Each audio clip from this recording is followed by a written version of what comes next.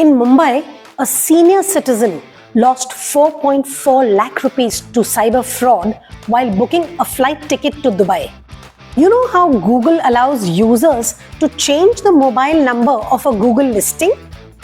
Fraudsters used this feature and changed the contact number of the booking site Skyscanner to their own.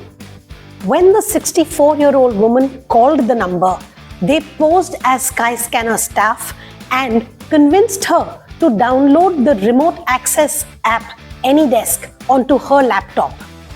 This gave them complete control over her device, after which they transferred the money from her bank account. When she realized the scam, she tried calling the number back, but there was no response. The police have been informed and an FIR has been filed. Want to escape such frauds? Want to know our secret tip? It's simple. Do not ever download any app while on a call. You're more likely to download the wrong kinds of apps. Found this interesting? For more such stories and to learn how to keep yourself safe, follow us.